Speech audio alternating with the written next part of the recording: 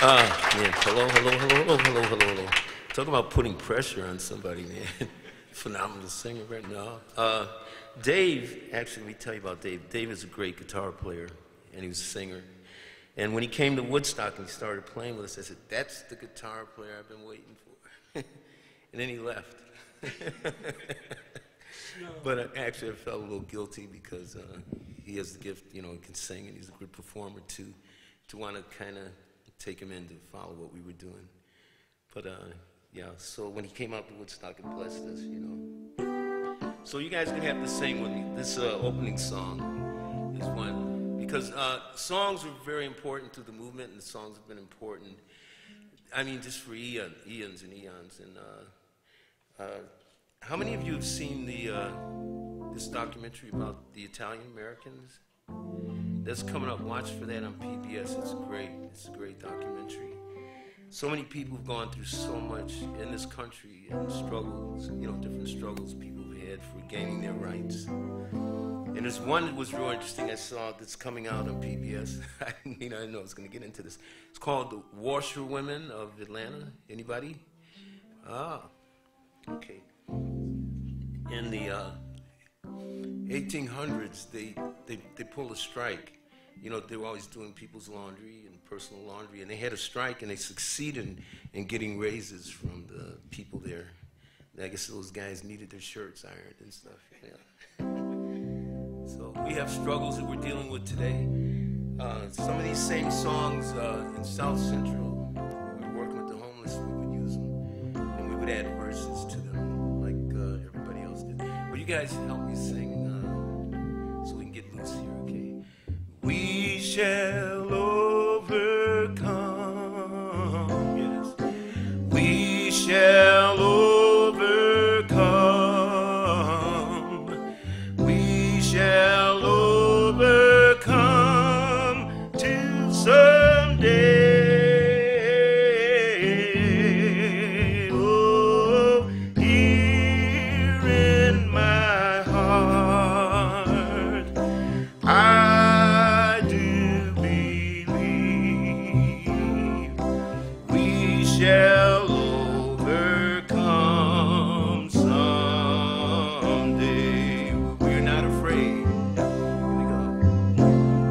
Oh, we are not afraid. We are not afraid. We are not afraid today. Oh, here in my heart, I do believe we shall overcome. We shall overcome someday. Freedom is mine, yes, or freedom is ours. Freedom is ours, yes. Freedom is ours. Freedom is ours today. Oh, here in my heart, I do believe we shall overcome. We shall overcome someday. Dave, play us a little solo. Play a little solo for us.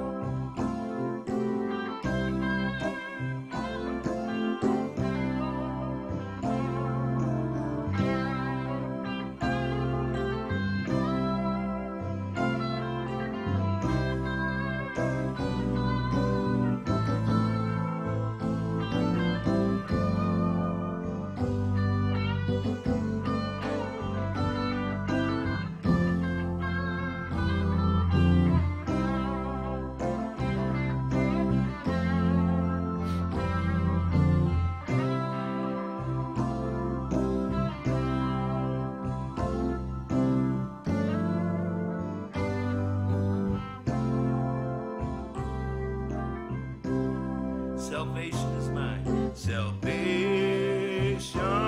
is mine. Salvation is mine. Salvation is mine today.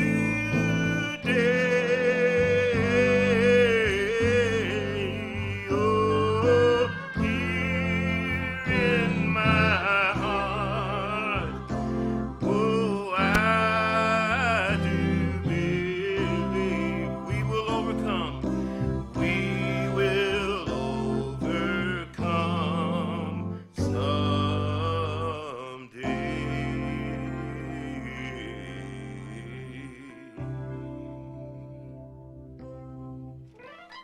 Thank you, guys.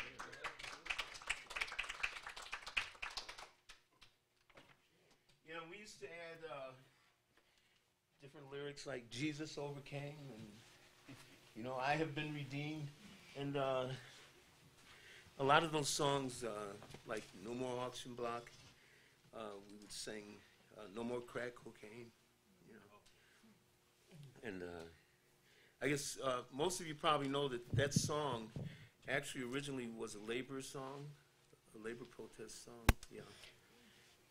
Oh, okay.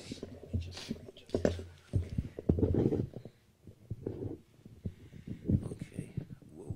Okay. Okay. Now, in case you're wondering, the paper towels. I came prepared because it is kind of emotional. I saw my father go through a thing after he had a few strokes and with his arterial sclerosis as a pastor, and he would be getting all emotional. And we had grown up with the whole thing of men don't cry, you know. And that I used to say, Lord, how come I can't cry in situations? Now it's okay, Lord, you can turn the water off, please. You know?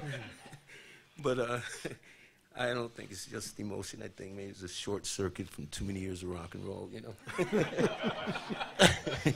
Really? Yes, Woodstock will take a couple of years off, knock a couple of years off the end. Yeah. Excuse So, there's nobody to, John, so when I do this for their sake, you can lower the mic. So we're going to sort of do it in an interview style today.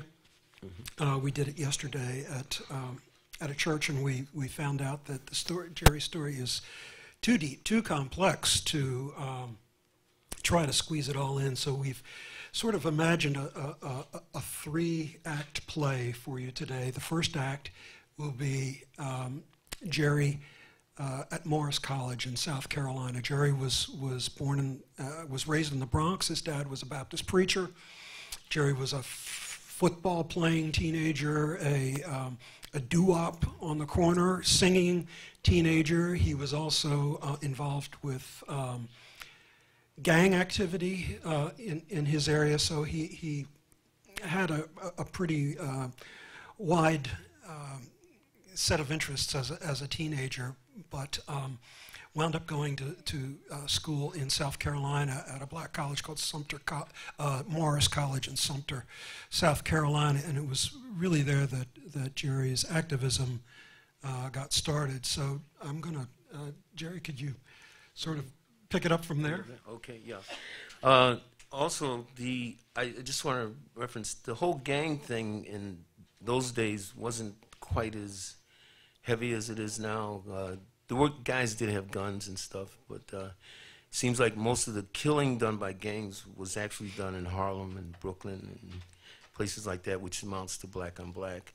But most of the guys were up where I was living in the Bronx, and those areas were still the James Dean things, looking back to here. And once in a while, if they drove by and shot, I think they were only shooting in the air, you know. So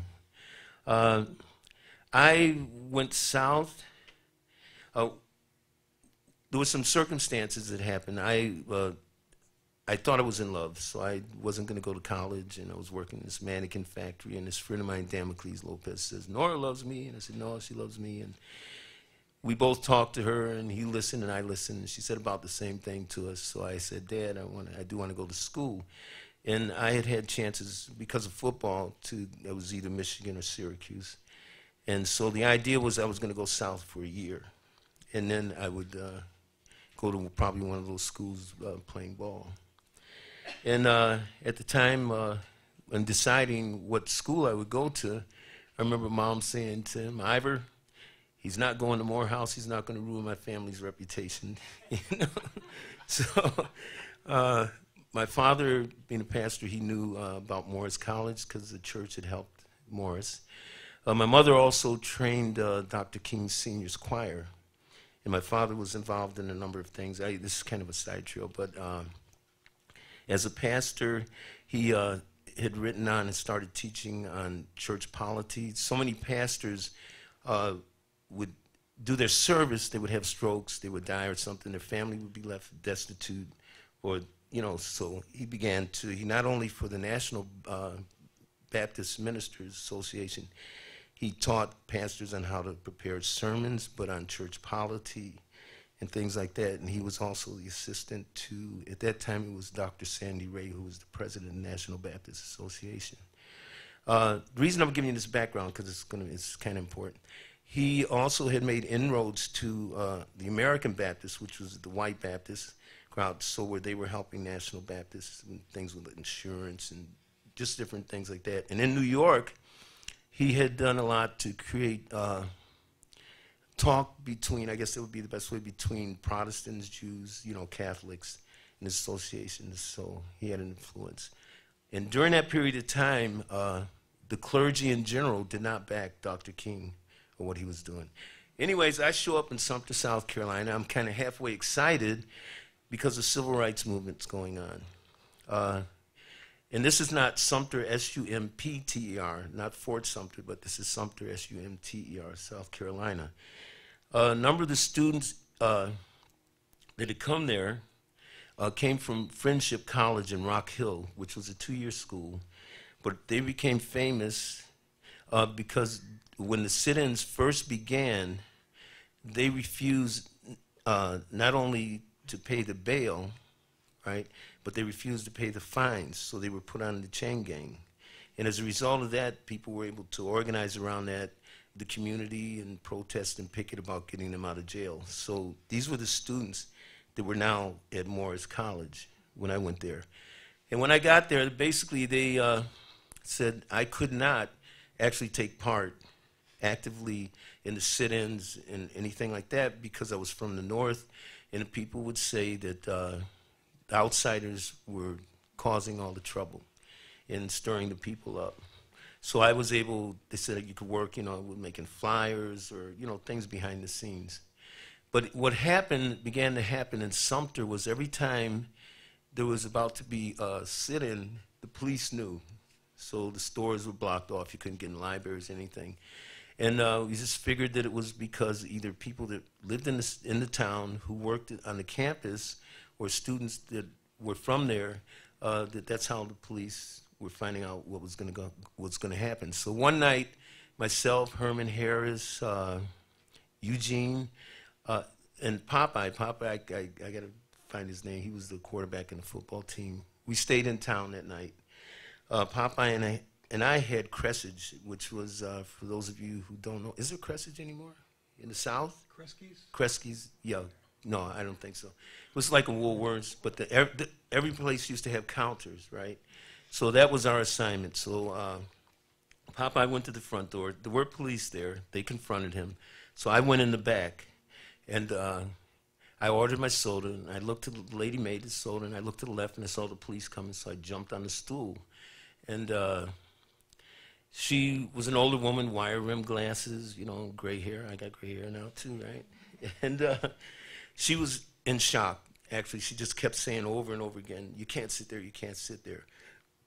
So then the police got there, and they were behind me, and I was shocked because they hadn't started beating on me or anything, you know. And the cop to the right had this, not a billy, a blackjack, and I can still see it was black, it was black, flat blackjacks. He was kind of hitting his hand with it. But they weren't doing anything. And so it was pretty tense. And at one point I asked the lady for my change, and the cop told her, give him his change. And then it got tense again.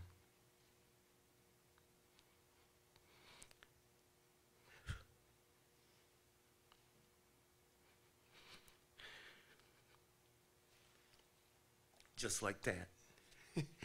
And so we're there, they're not doing anything, and I don't know, it wasn't like a conscious thought or an idea said, you know, do this. What happened, I just reached up and took the top off, and that's what they needed, I guess, because they had me up in the air, and we were marching out, and in those days, I had this tam I used to wear. In those days, it was before the Black Panther Party with the tam, and it was like beatnik kind of headgear, you know, in poetry. So, and I put on my tam, and I was marching out, which I guess you couldn't do today if you reached in your pockets, you know. But the atmosphere changed, and I heard music. It was beautiful, man. It was like I heard Lift Every Voice and Sing. I don't know if you guys are familiar with that song. And I heard it, man. I mean, it was like a full choral arrangement. It was beautiful. Anyways, they got me in jail. Eventually, Popeye was able to get arrested. Herman Harris got arrested. And the guys got in jail. We wrote these notes that we sent back to campus so the guys could use them to try and inspire the students to march. What happened over a period of time, they would not, okay, so we wouldn't take bail, wouldn't pay the fine, but what they did in Sumter, they wouldn't bring us to trial. So we were in the jail constantly, and every so often they'd come up. Oh, yeah, when I first went into jail, the thing they had said about they're going to say it's Northerners was correct, because Sheriff Parnell, the first thing he said was, yeah, I was from the North, and there's troublemakers stirring up people, and he was going to see me in a coffin.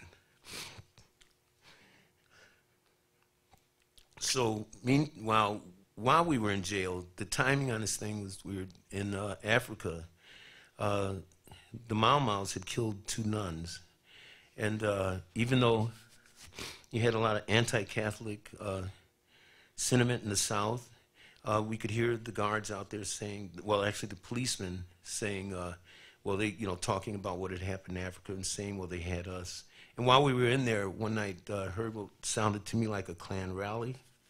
But they didn't come in, they didn't break us out, and lynch us was what I thought was going to happen.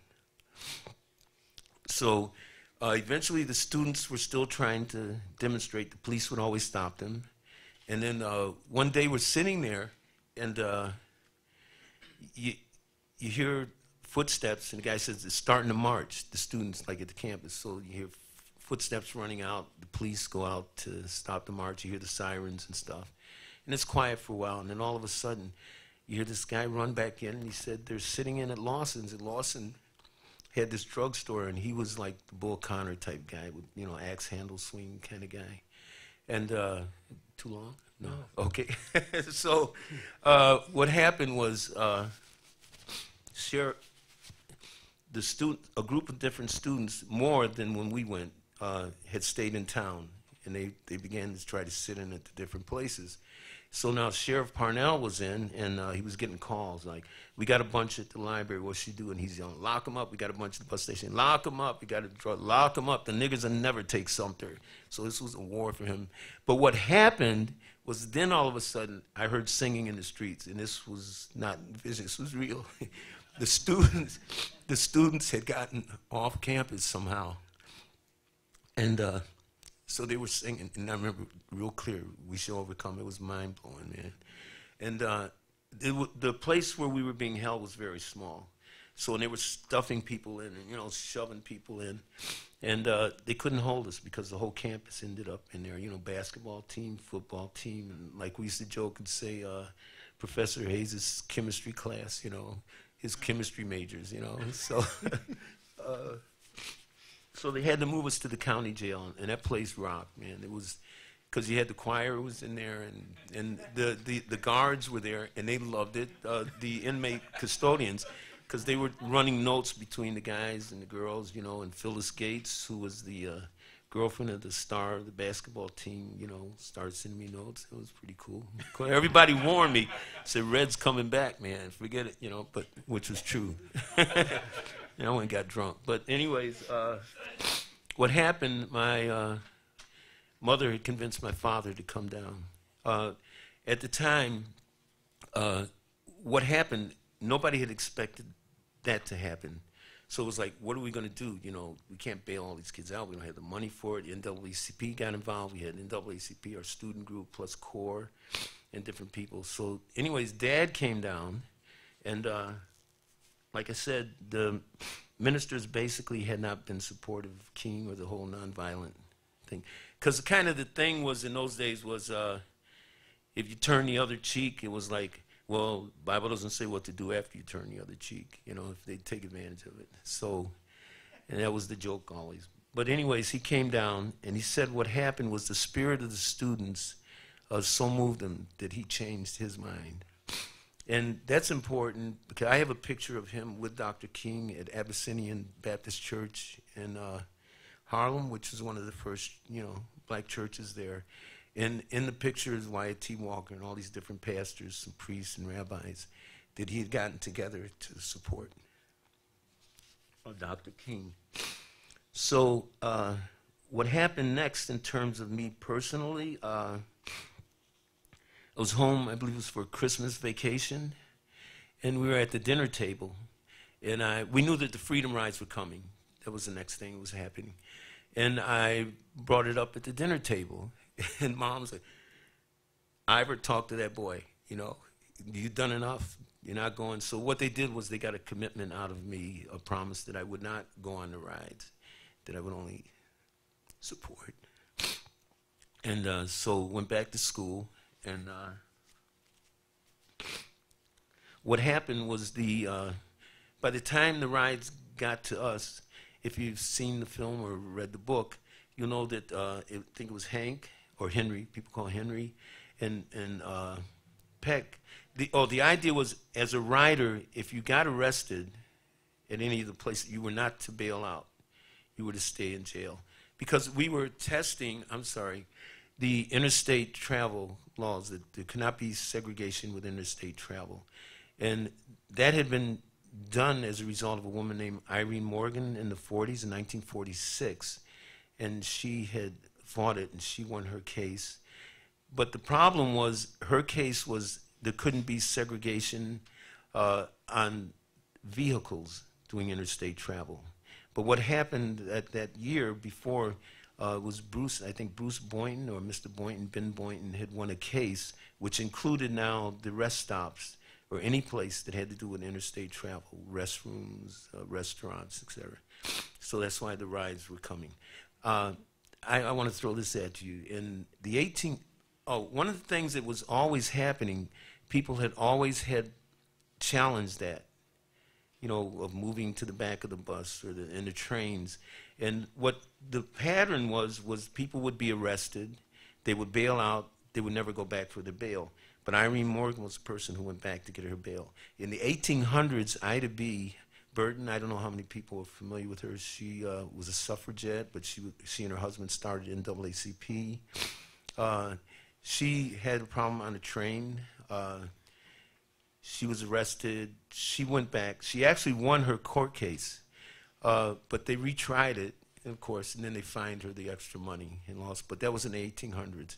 And there actually were freedom rides in the North almost 100 years before.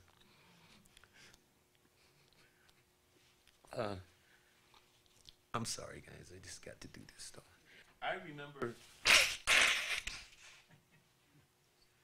remember actually as a kid visiting Buffalo, New York, my family there. And my cousins used to go downtown to shine shoes and stuff, and I went with them. They had they built their own cases. And I remember seeing in a barbershop signs saying, no Negroes, you know, allowed, you know.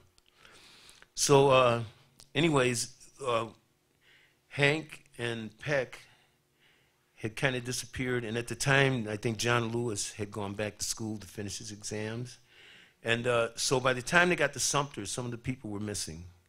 What would happen, they had prearranged stops along the way where people through the churches or different organizations would put the riders up. And when we would get to an area or a city or a town, there generally would be a rally, people would come out, and we would talk to people about the rights, civil rights, human rights, and there would be singing of songs and, you know, everything. And so Sumter was a stop. And when they got there, some of the people were missing. So what happened, 3 of us from our group joined the rides because it was clear that if people kept getting arrested, they were not going to be able to make it to New Orleans, right? So we joined the rides there.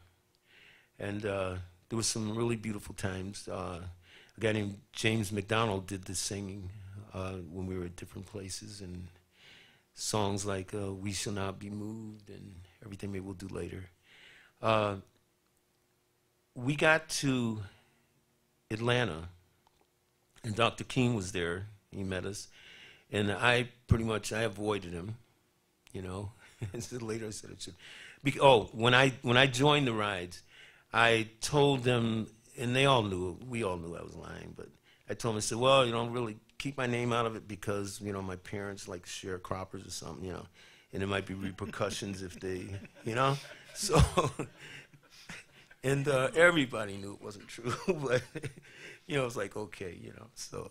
And so when we got to Atlanta, those meetings I kind of sat, when we had this big dinner, I sat the furthest away, and so my name shouldn't come up, you know. And Dr. King, as people know, warned that there was going to be trouble, that he heard there would be trouble.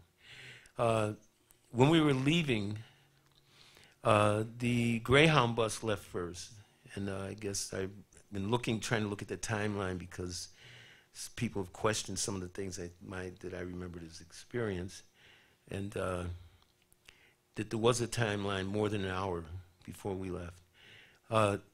When we were getting ready to board, there had been these 2 guys sitting on a counter in blue suits and stuff, and I had thought maybe they were FBI agents, you know. And so we got on the bus, and I sat behind the driver. It wasn't Herman Harris, Ray Arsenal. You made a mistake in your book. It was Jerry Moore, and if you look at the picture, you'll see it. But anyways, I sat behind the driver, and Charles Persons sat right near the door in the front. The 2 of us were in the front. The way it worked, we were mixed groups, and it was all ages. It was black, white. We had senior citizens. We had young kids. It turns out I was one of the youngest. I never thought of myself as being the youngest, but I don't think any 19-year-old thinks of himself as being young, you know. And what we would do, the blacks, we would sit toward the front, or in the front, and the whites would sit in the back, would force people to mix. And we had other people would sit in between. So it actually desegregated the bus, you know. And so we took off, and we're going to Birmingham. There was a little town called Cedar, Georgia. I've been corrected. They told me it's called Cedar Town, Georgia. And there was this very small bus stop, you know, one of those little stops, I guess, where you can get chips and stuff. So in those days, I smoked. So the bus stopped. The guys sitting behind me, they got off. They went in. And then I went in because I was out of matches. And as I was approaching the bus stop, the station manager, grabbed the doors, right? He's holding the doors, and I'm like, uh-oh, you know, what do I do now? You know, stuck out here, he's not going to let me in. Do I stay here? I sit down in front of his place or what? But one of the guys that had been sitting behind me told the guy to let me in. I went in, I got the matches, sat down, back in the bus. And before we left, this guy, the suit that had been behind me, he came up to the stair of the bus, and he said, you niggas are going to get it in Alabama. I thought he said Aniston, but it might be one of those, what's the guy's name, Williams, with the helicopter memory problem, the news guy? Yeah, I don't know. Maybe I got some of it wrong. I don't know. But I know that guy came to that door, and he said, you niggas are going to get it. And I could have sworn he said Aniston, but maybe just Alabama. I think it was Alabama. Meanwhile, what happened was these guys all along the way had been getting on the bus. Generally, they had white shirts or T-shirts, and always with the cigarette rolled up in the cuff of the shirt. And they'd kind of been getting on all along the way. And what happened was Peck came up to talk to me, which exposed himself by doing that, without a doubt, if there was any doubt. And he said to me, don't test at undesignated areas or spots. And yeah, I'm sure he told me, he said that something had happened to the other bus, you know. What he actually said is questionable now, but that something had happened, so not to test. When we got to Aniston, I guess most of you know the story of what happened there, where they burned the Greyhound bus. And okay, the idea was that I did see a newspaper article back then where these guys, I think they had spelled America backwards, but they were saying that the Klan was too moderate, you know, and they were going to put the fear, and the other thing that was being said was they were going to put the fear of the Klan into the whole nation. So Bull Connor had promised them 15 minutes with us. So they were saving us for Birmingham. So we got to Anniston. What happened in Anniston, immediately, the people were there screaming and yelling. And Dr. Bergman and Peck had gotten off, and they got coffee for people. And the bus driver left the bus a couple times for these phone calls. And the police had the bus surrounded. I remember the guy right outside the window where I was had this Winchester. You know, I guess it was a '73. I'd seen all those movies, you know. And with a German Shepherd dog. And the funny part about it was that it was like a movie, because the bus driver came back on, and he said, "I know the niggers got a right to sit here, but, you know, I ain't gonna burn for no niggers." And he got off the bus. And then the sheriff came on, and he said, "Well, we can't protect you," you know, basically. And then he got off. And then so these guys, meanwhile, the moviest part, you see all those cowboy movies, were coming from the back saying, "Get in the back, we ain't gonna burn for you niggas, get in the back." And they're moving up to the front. And there was this kind of little comical thing, because just before they really started beating us up, this guy with a blue suit, he had a straw hat, and I've been trying to remember what color his carnation was, you know, whether it was white or red. But he jumps on the bus, and he identifies himself like, "FBI, be cool," and he splits, you know, and he's gone. And then they started beating us up. You know, he did not hang a minute, you know.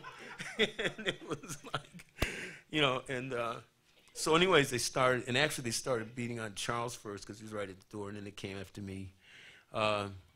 Peck, again, he started coming forward. You know, I'm sorry. Okay. James Peck, in the 1940s, after before the Boynton case, Irene Morgan, once they won the case about interstate travel on the buses, James Peck and a group had been involved in what was called the Ride for Reconciliation. And they had only gotten as far as, I believe, Virginia, but they weren't really looking to test the Deep South. And but they had ended up in the chain gang in the 40s. James Peck had become a very active pacifist, nonviolent activist, and he had gotten involved with CORE. So he was going on this ride also. James Farmer had become the head of CORE, and Peck was kind of like the #1 right-hand man for everything. So Peck, what had happened, James Farmer, his father had died, and so he had left the ride before we left Atlanta to go home for the funeral.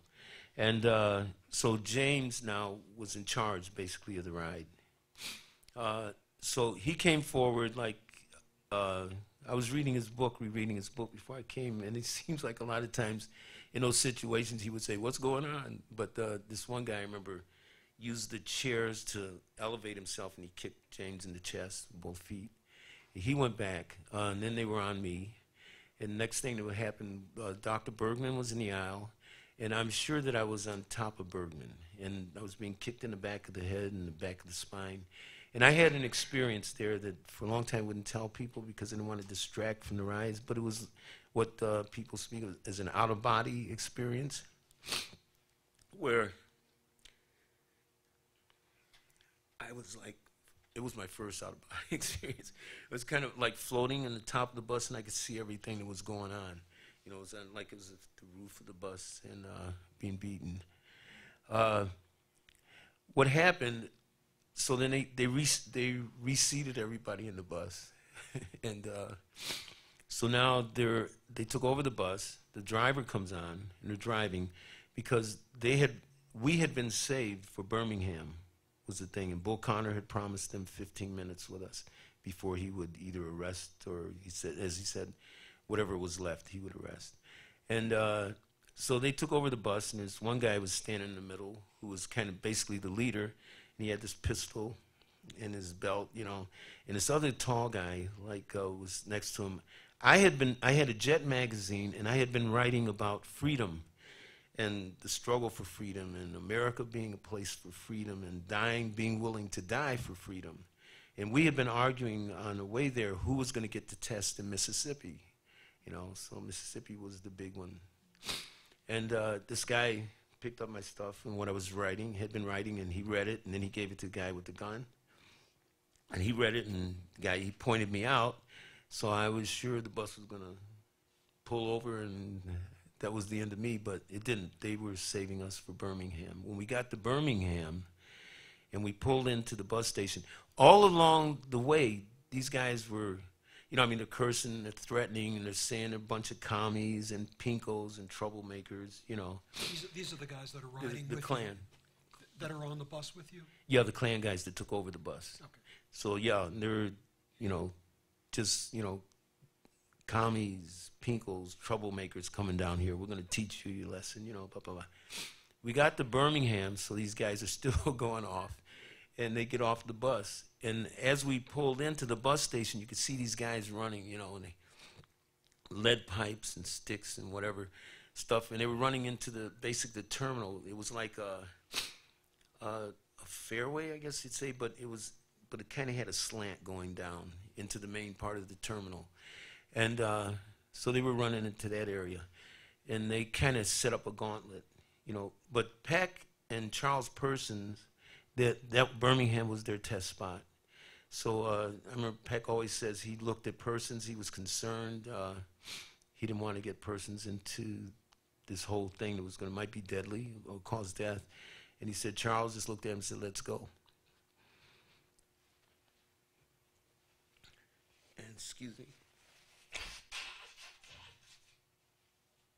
And so they went down in. So these guys, near the entrance to the actual terminal restaurant, began to beat them. So they were beating them down there, which we couldn't see. But as Herman and I got off the bus, I guess Simeon Booker was this reporter. The reporters had been traveling with us. When I came off the bus at Herman, his eyes met mine. He looked away. I think I mentioned it in the movie.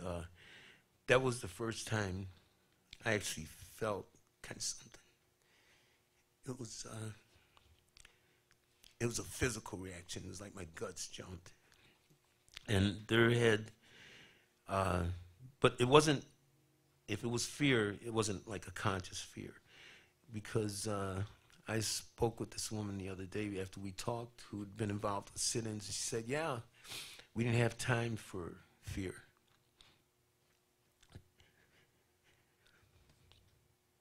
It kind of just told fear to talk to the hand, you know, kind of thing. And so anyways, Herman and I turned to start to walk down.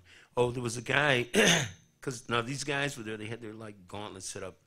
This man came running out, they'd ripped pretty much his clothes off, and he had this big gash across his head, and he was bleeding.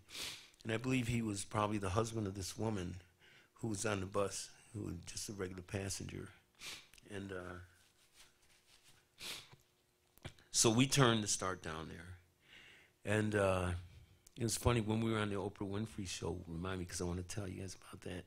She turned around at one point and said, you guys must all have PTS, is that it? Is that what they call it? Yeah. And that same day, my brother had said it to me, but I did not take it as a witness in 2 miles. Word, 2 witnesses. Because I said, that stuff has to wait.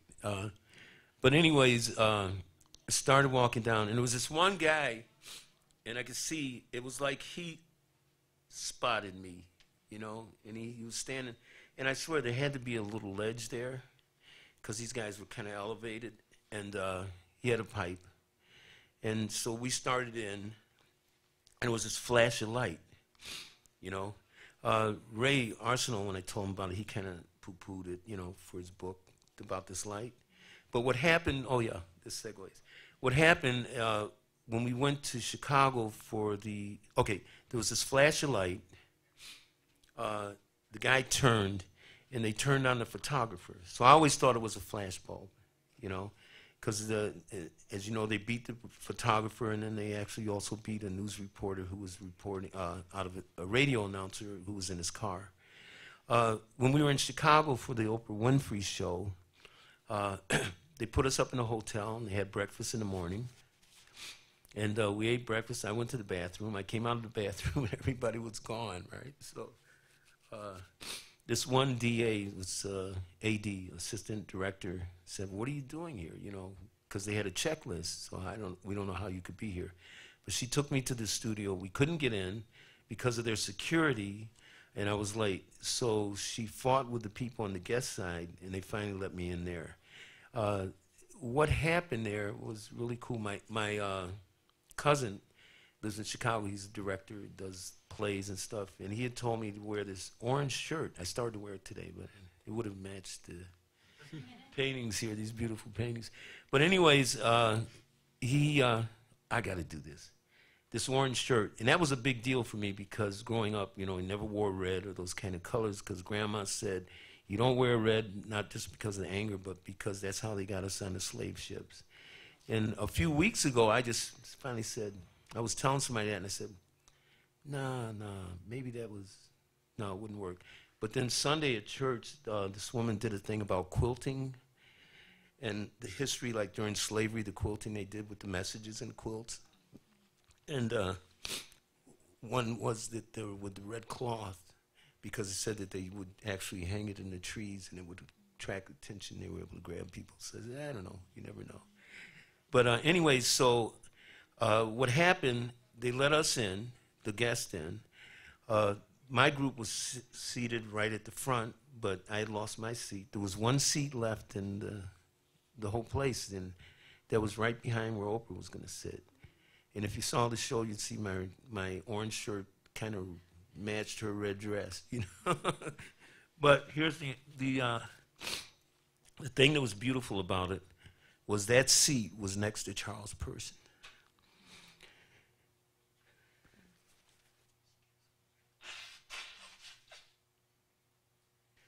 And of course, I hadn't seen him since we rode together into Anniston, 6th Ward, where he rode on one side and I rode on the other.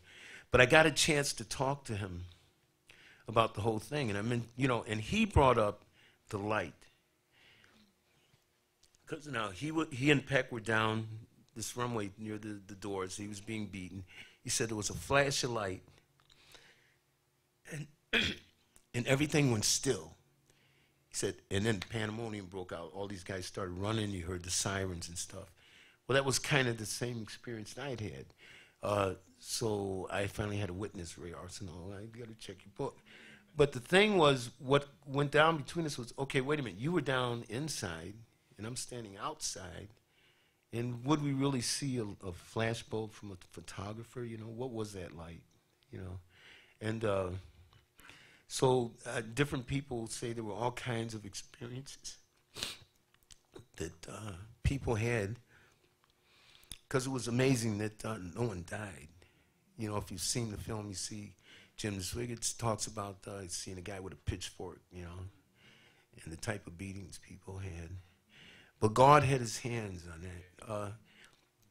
Years later in the 80s, I was praying for my brother. He was in India. And I was praying heavily for him and his protection. And this spirit, and I call it this angel, came over me while I was praying. And it was the same spirit or the same vibe, you know, that was over the rides, you know. And I said, oh no, I thought God was going to send me to India, man, you know. So, you know, but when my brother got back, later when I was talking to him, he said that there was a point where he was in danger and they didn't like the ministering that he was doing, and his life had been threatened and stuff. But anyways, so there was the beating happened, or the flash of the bulb. These guys were all running. Herman was a big guy. As a matter of fact, somebody told me on the bus when they first started beating us that Herman had stood up, and one of these guys had run up and punched him, but Herman didn't budge, and the guy just really backed away from him because, you know, he played tackle on the football team. He was big country guys, you know. And Herman and I started walking away, and then we stopped and we turned around. We were facing that hallway, and people were running. You hear the sirens. And this one guy, he had to work there because he had a Dickie suit on, uniform, and he's short and had this really thick handlebar mustache. So he's running, and these guys are all behind him. And I guess he sees me and Herman standing there, you know, so he stops and he turns around, and one of the guys punches him on the way by.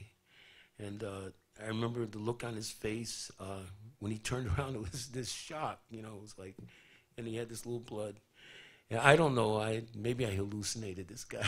I don't know, but if I had the money, I'd try to track him down, you know, find out who was working there. I know one or two people that wrote said that there was no crowd at that point in that parking lot. There were no people, you know, when these guys started running, and because they read running away. Yeah, oh yeah. They were running away. Their time limit, I guess they heard the sirens. Bull Connor had promised them that 15 minutes, whatever it was, and so they were running away. They had, later reports said, the reason when we pulled up, we saw guys running past the bus into the terminal. They had driven down from Anniston, and they were a little bit behind the bus, so they were playing catch up at that point. So Herman and I got a ride from a woman who says she never picked up hitchhikers. Because we thought, what should we do? You know, well, the thing was we were supposed to be at Fred Shuttleworth's church. Quite a man, Fred Shuttleworth's man.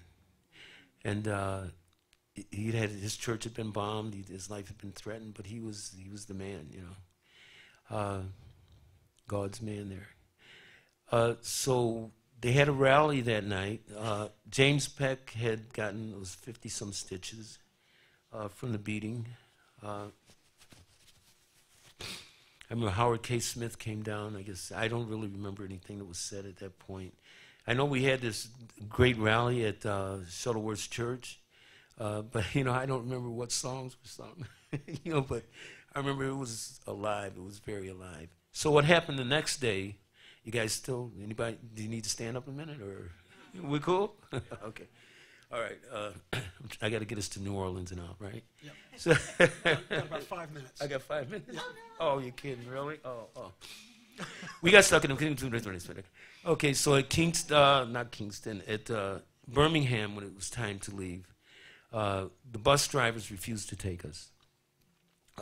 So we waited. Someone said, well, let's just stay right here. And it was like, we'll stay here, you know, we're not going to get a ride. And so it was a big discussion. And these guys were gathering there again, you know, kind of the same guys, same crew with added friends, you know. And they decided that we should try to get to New Orleans for the anniversary that was to be there, originally that we were supposed to get there for. And so they tried to fly us out, and there were a couple of bomb threats for the airplane. And while we were stuck, and these guys started gathering again at the airport. And I remember it was myself, Herman, and it might have been Charles too, but it was just younger guys. We decided, said, well, we're stuck here. Let's segregate the counter in the airport, you know. But some of the other writers felt that wasn't cool at that point. Anyways, they got us out of there. They got us to New Orleans. In New Orleans, the Nazi Party met us when we got to New Orleans. We stayed at people's houses, and I was at a house, Charles and I found out later Henry, which I hadn't remembered that he had been there, but Henry, we all stayed at this lady's house out in the woods kind of thing, but it reminded me of what I thought it was like where Emmett Till had stayed when he went to Mississippi before he got killed. And so at one point I woke up, I heard this talking, I woke up and I see this white guy there talking to Charles, and I thought, whoops, that's us. But he was with SNCC, and he had been in the community, and he would, these guys, they would tell what was going on, and you know. So, but the next day, what happened for me, there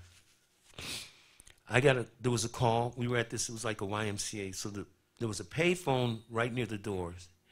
I got a call, go to the payphone, there's a call for you. I went, and it was my mother. Now, they knew where I was, you know, because it was in the news, the papers. But she was freaking out. She was saying it was my fault. What had happened, my grandfather had died. So for me at the time, I didn't, you know, my fault. I didn't know she meant that he died because of my involvement on the trip, when I was having that out-of-body experience. Had he taken my place or what? And then for years and years, that bugged me. That was in the back of my mind. And finally, I got, maybe 20-some years later, got it together enough to ask her. But the problem was, because at first they didn't know where I was and what was happening, it interfered with them making funeral arrangements, for travel arrangements for everybody to go to Buffalo. But here's the thing that happened.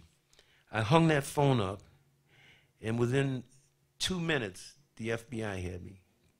They took me out, got me in this car, and they started talking to me. And they were saying to me this exact same thing that these guys in the buses have been saying. The same thing that basically Sheriff Parnell had been saying when he told me he was going to see me in a coffin. He was saying that these people were all a bunch of commies, troublemakers, and bingos. I don't think they really understood what they were saying to me, because to me, especially the ride was about freedom, and it was about America and about democracy. And what was going on in the South was counter that. And that's what that struggle for freedom was about. And these guys, FBI, they were supposed to be the heroes, the protectors of freedom and law and justice. And here they are handing me all this racial stuff. And I could see they were also, when I read reports that they wrote, how they kind of twisted it to kind of keep the sheriff out of trouble and different people. But it was a heartbreaker to me. And because actually, I was starting to cry. I didn't, but some of the older guys, the riders, came out. I think Perkins or Henry and one of the other guys came out and they knocked on the window. What are you guys doing? They got me out of there. So the next thing that was happening for me was I had to go home. And so they flew me back to Columbia, South Carolina. And, I was kind of curious. I didn't know. I said, okay, we've been on the news. I got the same clothes on. I don't know what's going to happen. But we got to Columbia, and so I had to get a cab from Columbia to Sumter. And it took a little while, but finally I got the cab. And for years, I just thought about the trip to Sumter, because this guy took all the back roads, and there was a car following. And that was another one of those situations I thought, well, I may not make it there, because who are these guys following? And but a couple years ago, I just realized something, and it was that the driver was white. In those days, you didn't have, white cab drivers didn't take black. It was black cab, white cab. And so I don't know, maybe it was the feds, might have been the FBI, maybe they had to get a guy to drive it and stuff. But anyways, we got us to New Orleans and out. No. And people sometimes ask me what happened that I didn't make the second trip. Of course, there was no financial help for me there. I was at a rally where money was being raised in Harlem for the rides, and I was confronted there by a group of black nationalists. These guys I always thought it was past preachers on the street corner on these little stools preaching, but it turned out they were black nationalists. And I spent 3 days arguing with them and them giving me books, and my father saying, well, I thought you knew about Marcus Garvey. I thought you knew about this and that.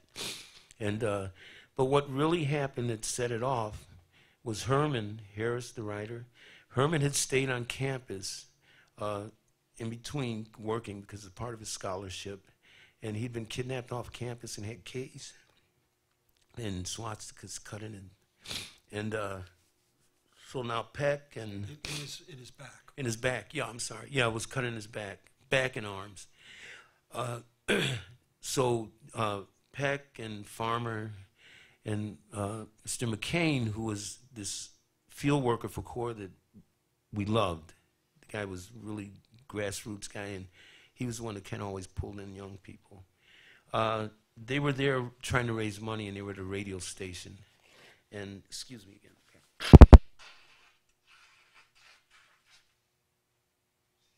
so long.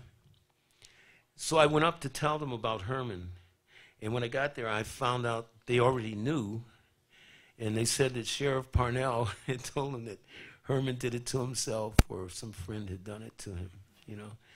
Meanwhile, so basically in another incident on the campus, somebody who was not involved in CORE and with our group in security, when these guys come on campus, had taken a shot at them and they left and there was no more trouble.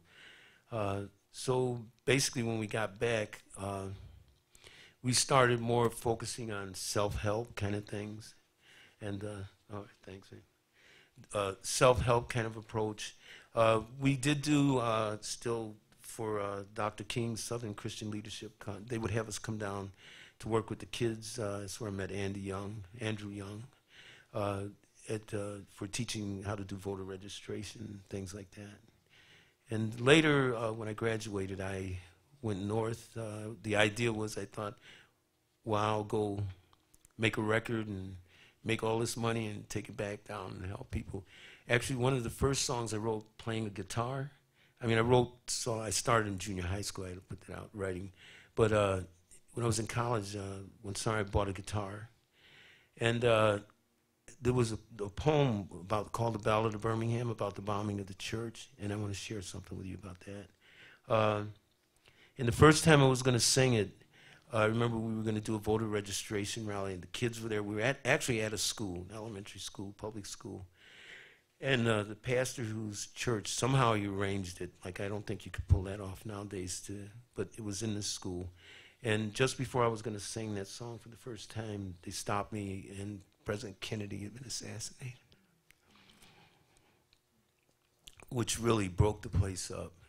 The thing I want to mention, the song was about the bombing of the church. The Ku Klux Klan cooperated with CORE's, a guy named Warren Hansen, who was a private investigator for CORE. He was black. But the Klan cooperated with him because of a guy named Thomas Rowe. We later had trials in the 80s. Dr. Bergman, on that trip, because of the beating he took, had ended up crippled. So because of the Freedom of Information thing, they did a trial. In this trial, the thing was that Thomas Rose, to get more information about him, he had supplied the dynamite for the bombing of the church. He supplied the guns for the murder of Goodman, Cheney, Schwerner, and possibly for Ms. Luuzo, who had come down from Detroit. And he was an FBI informant. And his thing with the Klan, his assignment with them was to disrupt their families and the couples, you know, as well as to inform on them. So the Klan cooperated with him. But somehow he had some connection to Mark Clark and Fred Hampton's murder. So we were at this trial, and why did I want to share that with you? Because it is, I don't know. So, but basically, that was it in terms of the rides. Going to the show that Oprah had us go to was a really good experience. A lot of times when they'd call me for these things, I would basically say no, because over the years, people didn't know what you're talking about, freedom rides. You know, once in a while, trying to impress a young lady, I would mention it, and she didn't know. She's thinking about the riots or something, you know. So I pretty much had stopped talking about it. And we had moved on. By the time I knew Dave, you know, we had moved on. We had the anti-war movement, the anti-nuke, the struggle. Women were beginning to rise up again. In New York, you know, I don't know, some of you may be aware of the struggles that women have gone through from the 1800s on. Like, women for wanting to vote were stoned, you know, as well as imprisoned, you know. And when I met Jerry in 1974, he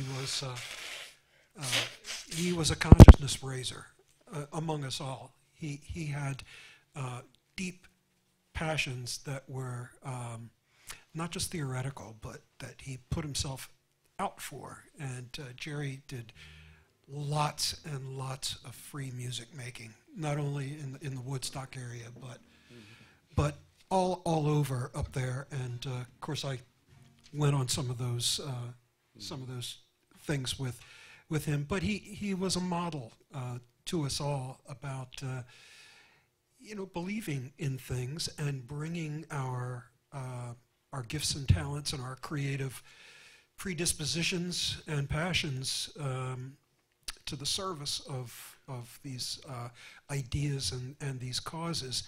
A couple of things just to sort of punctuate what Jerry said is that this morning he said, I have something I want to show you. And it was just a tiny clip that the folks that had done the documentary had sent Jerry. It was a piece that ended up on the cutting room floor, but the shot was of Jerry sitting in the Birmingham bus station next to James Peck, who was a complete wreck, was a complete mess. I mean, his face was, he looked like he had been drugged behind a car.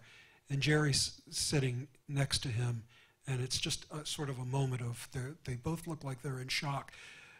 But Jerry is 19 years old. I try to put myself in that situation. I had things that scared me when I was, just sort of starting out in my life, and those things sort of have a long shelf life. You think about them, you keep dreaming about them, but I can't imagine having a character in my life like Sheriff Parnell, who swore an oath on his mother's grave that he would see you in a coffin. The idea that your name is on lists, that even if someone like a Sheriff Parnell was dead and gone, there are other people who are, continue the evil in the world, so that was that really impacted me this morning, seeing that picture of you as a fresh-faced, and I must say, and I told Jerry at the time, I said, dude, you were good looking.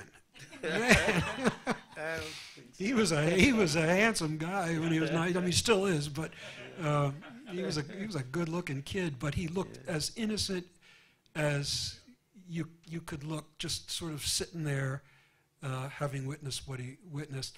And then something else that I know is that the sort of the FBI interest in him never. It took a long time to calm down, and I know that one really wonderful opportunity in the record business for Jerry was stymied by the FBI, who sort of got to the people at the record company and said, "Look, you don't want this guy on your label. He's a troublemaker," and who knows, maybe they had something on people at the company that they could use for leverage, but that sort of ruined a wonderful career opportunity for Jerry. So his youthful activism had a long, emotional, and very practical shelf life to it, unfortunately. But yeah, as I began with earlier on, and this is our segue into music making, I knew Jerry for up until a few years ago only as a music maker, and I had the highest estimation of him, having sort of gotten access to his soul and to his mind through making music with him together. And that, to me, is still the sharp end of the stick in terms of his testimony. There's something that comes out in his singing and his songwriting that, especially once you know some of the details of his story and the other things that he's gone to the wall for, like his participation in the anti-nuclear movement in New York State, and also the anti-war movement. It's all there in his singing, and those are the things that sort of heat up his singing. So I'm gonna ask Jerry to do a few songs for you now. If you can stick around for a few more minutes, please do. But I want to thank you for. Is it time for a few, or just there's turn back? No, let's do a few. This This is our time. And if you all need to go, we understand, but we're going to play and have some fun. So, thank you, Jerry. Thank you.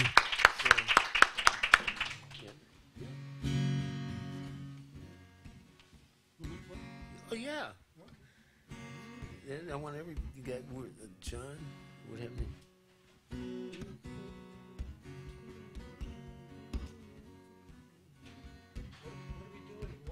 I'm figuring it out now. I know what songs, but I want to see which one.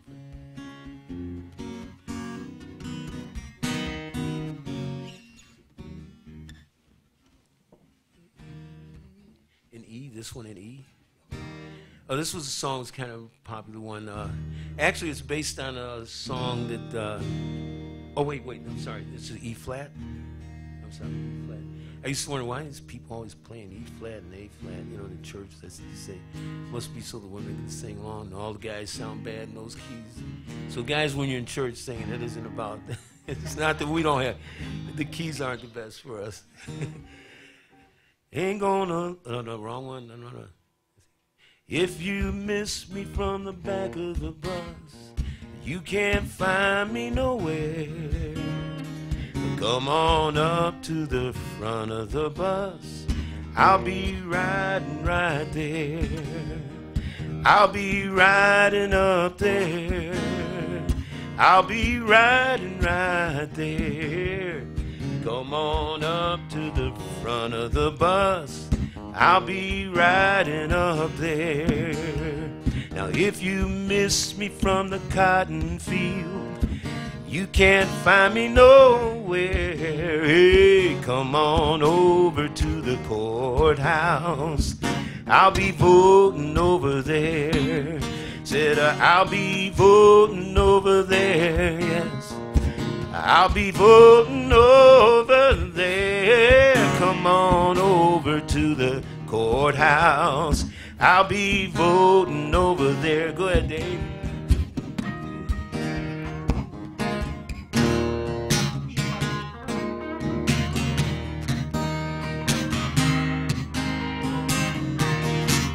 All right.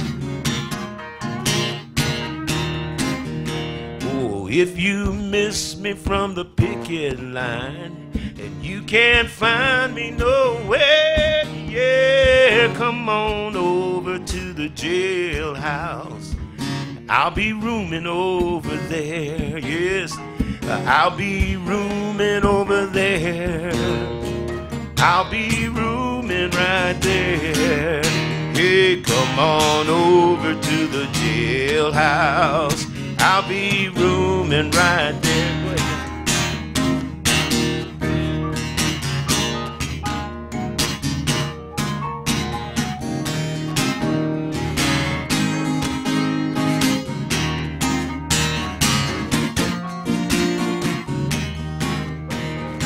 If you miss me from the Mississippi River, you can't find me nowhere. Come on over to the municipal pool. Hey, I'll be swimming over there. Hey, I'll be swimming over there. Yes, I will. I'll be swimming over there. Hey, come on over to the municipal pool. I'll be swimming over there. Somebody play something for me.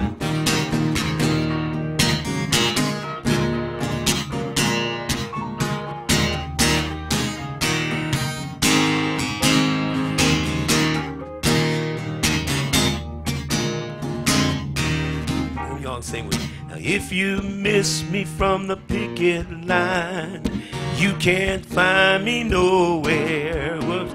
Hey, come on over to the jailhouse. I'll be rooming right there, yes.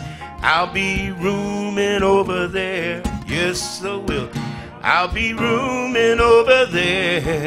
Hey, come on over to the jailhouse. I'll be rooming right there. Let's fam. Anybody got one for us? Somebody's thinking something, I don't know. No, let's see. Oh, I got one here. Martin.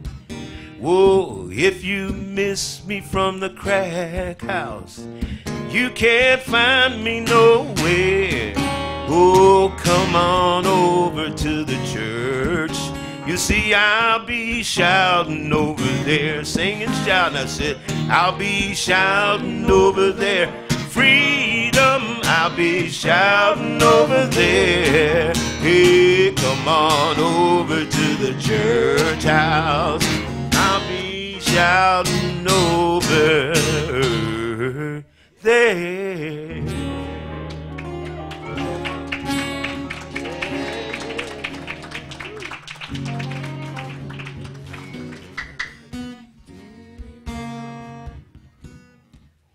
How about that one?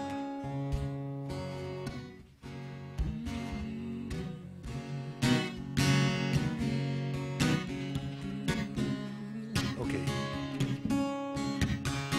I think it's wrong key, but listen.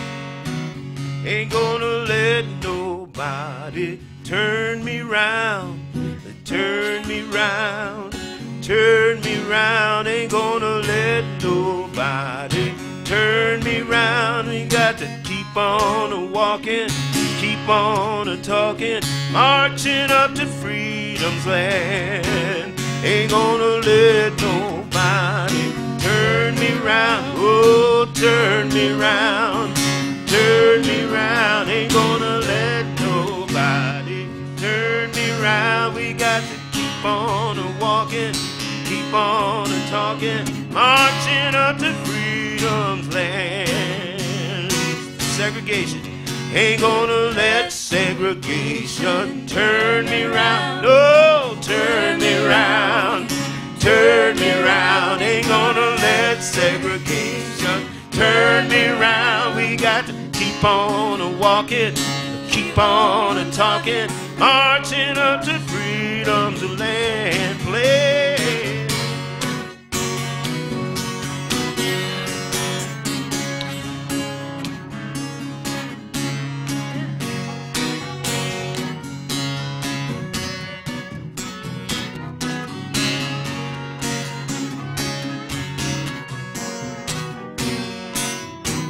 Do it again, do it again, do it again.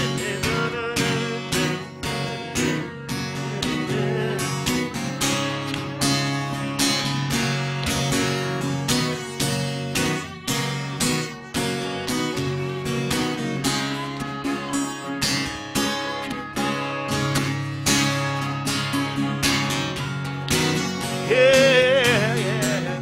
Ain't gonna let racial hatred turn me round. Oh, turn me round, turn me round. Ain't gonna let racial hatred turn me round. We got to keep on walking, keep on talking, marching up to freedom land. Ain't gonna let a spirit of doubt turn me round. No, turn me round. No, turn me round. Ain't gonna let spirit of doubt turn me round. We got to keep on walking, keep on talking, marching up to freedom's land. Go ahead, John.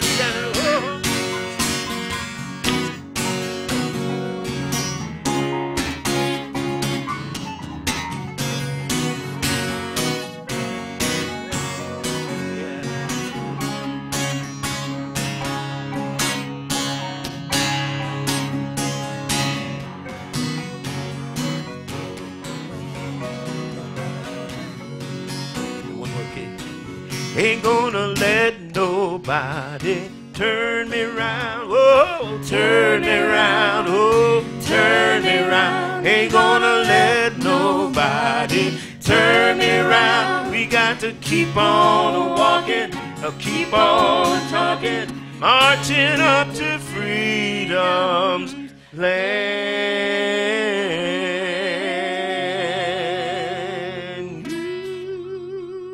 Yeah. Okay.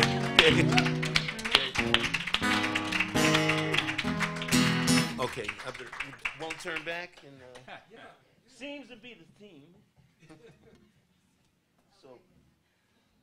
Okay. Oh yeah. Trying to figure where to put that bass solo at. Outside. Oh, no. Okay.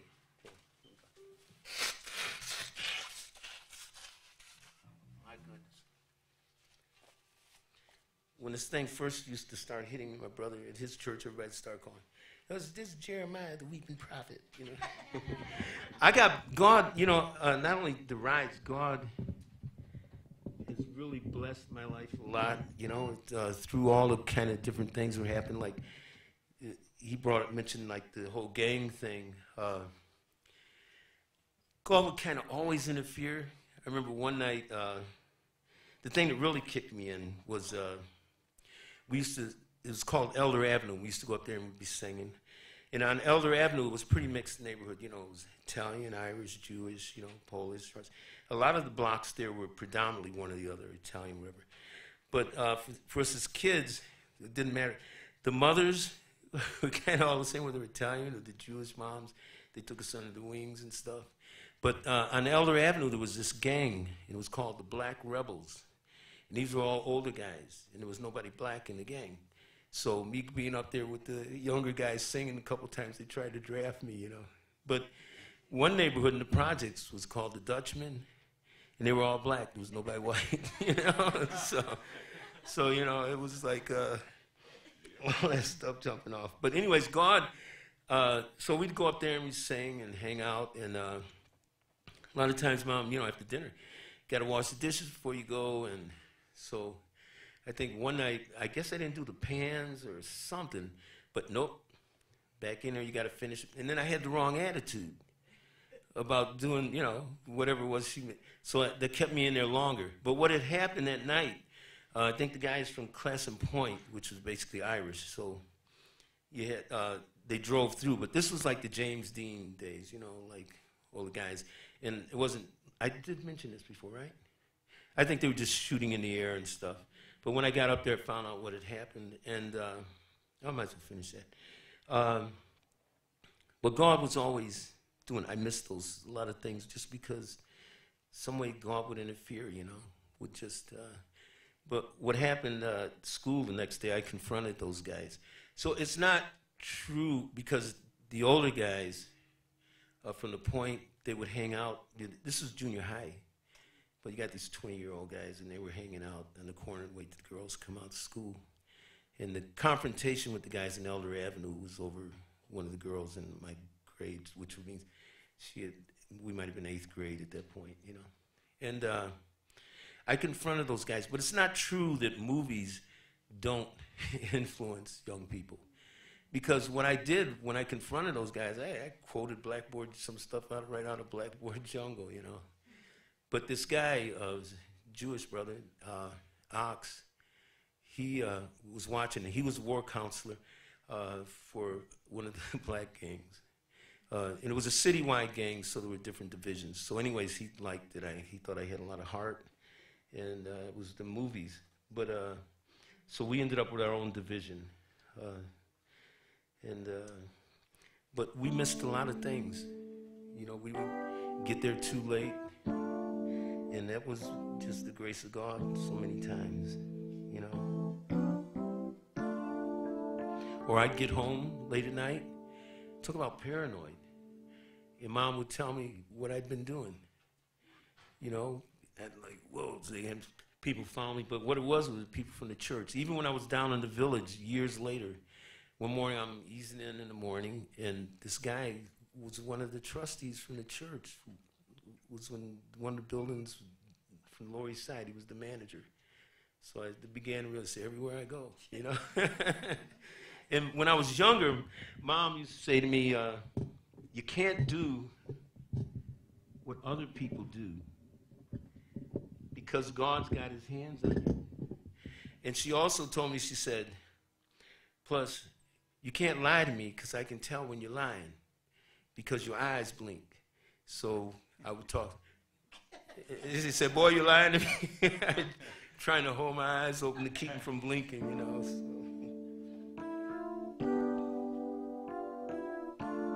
Is there any way to get a little more on the keyboard? And I think you should grab a mic. Yeah.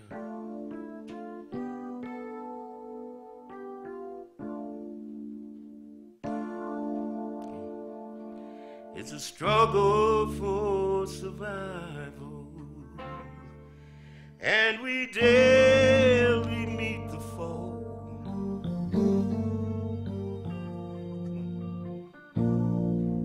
Out here on life's battlefields,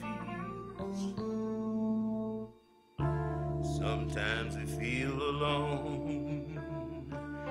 That's when I reach for my holy armor. I take up my shield of faith. I march out on life's battlefields. Take up my sword, I say. See, the mountain's high, but it ain't too steep. The battle is rough, high, but I ain't too weak. And I won't turn back by the grace of God. I won't turn back.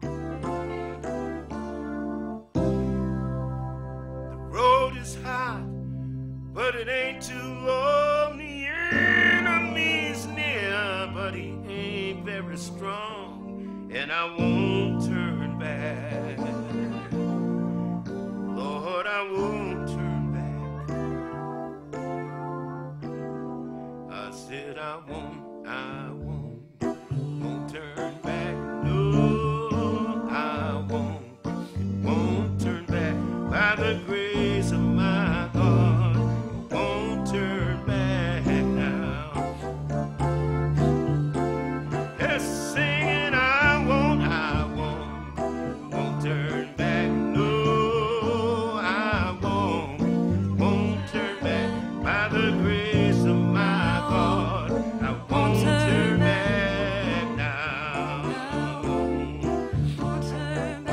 Well, it's a struggle for survival, and we daily meet the foe.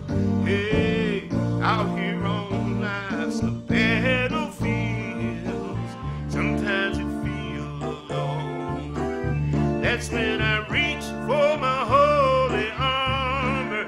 I take up my shield of faith. Lord, I march out on life's battlefields. Yeah. Take up my sword, I say. Listen now, see. Mountains high, but not too steep. And the battle is rough, but I ain't too weak. And I won't turn back. Lord, I won't turn back. Oh, the road is hard, but it ain't too long. The enemy is near, but he ain't very strong. And I won't turn back. By the grace of God, I won't turn back. Help us sing, I won't turn back. No, I won't turn back. by the grace of my God, I won't won't turn turn back now. I won't Help turn me back. sing, I won't turn back. Lord, I won't turn back. by the grace of my God, I won't turn back now. Bless the won't turn Lord. back.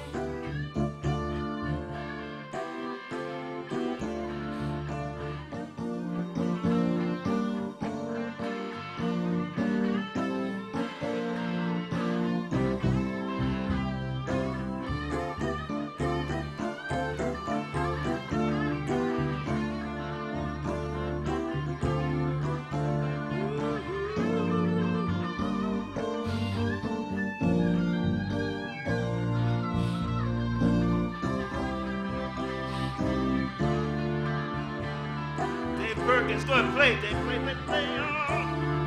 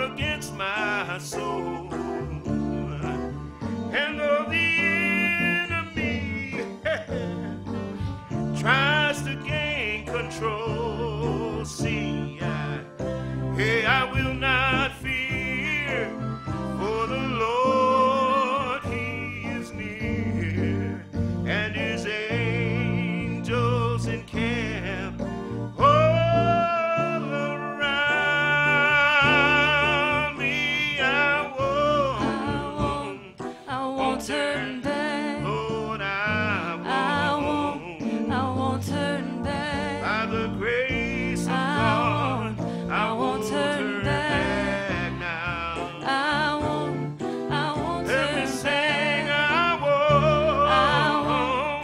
won't turn back. Lord, I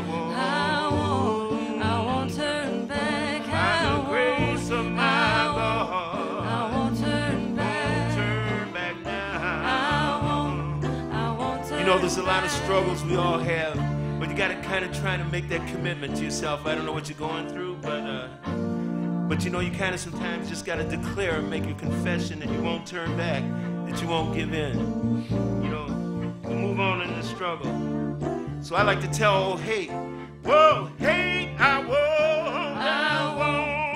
won't turn back. jealousy, I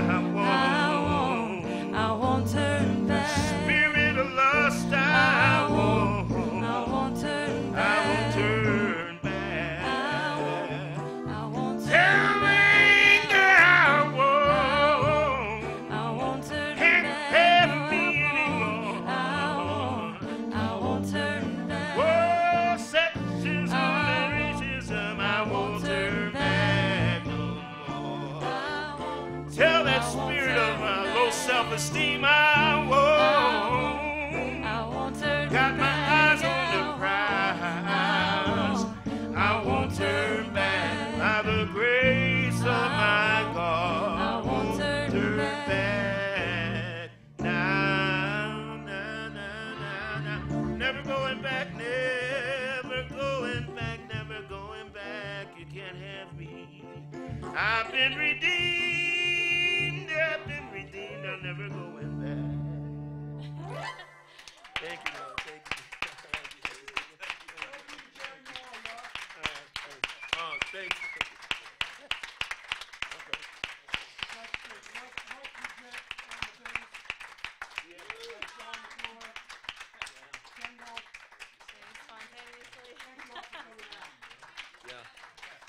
Thank you for your patience.